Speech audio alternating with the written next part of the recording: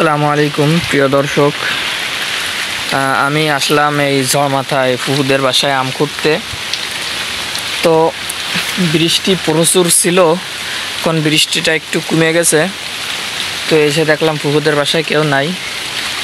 তো কিছু আম খুঁজছি এবং জানি না, একটু আগে মনে হয় কেউ খুঁটে থিয়ে গেছে ফুহুদের বাসায় আম। তো আমগুলা দেখতেছেন, এইগুলো সম্ভবত কেউ খুঁটে তালা মারা ছিল, কেউ থিয়ে গেছে। আর বাড়ির এই অবস্থা, পুরো জানি না লন্ডভন্ড হয়ে গেছে।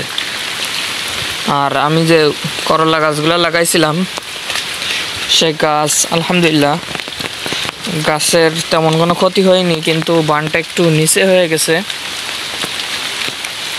আর আমি এসে এই আমগুলা খুঁটলাম। আর এইখানে কিছু আম আছে, দেখেন কি বড়।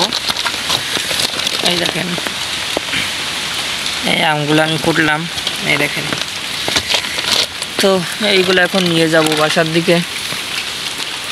এবং কাঁঠাল দেখেন, মাশাল্লাহ এখানে যে কি অবস্থা, কি পরিমাণ ঝড় হয়েছে, তার তো খুলনার মানুষ অবশ্যই জানেন খুলনাতে কেমন ঝড় হয়েছে।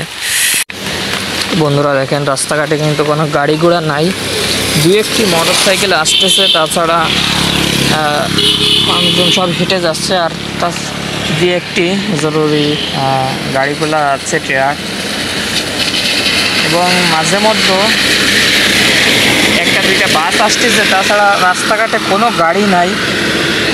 এখন 10:30 বাজে, এখন এই অবস্থা। জানি না সারাদিন কেমন থাকবে। যদি একটি অ্যাম্বুলেন্স চলতেছে। তো যাই হোক, কোন জেলায় কেমন অবস্থা অবশ্যই কমেন্টে জানাবেন। ভালো থাকবেন, সুস্থ থাকবেন, দেখাবো অন্য কোনো ভিডিওতে।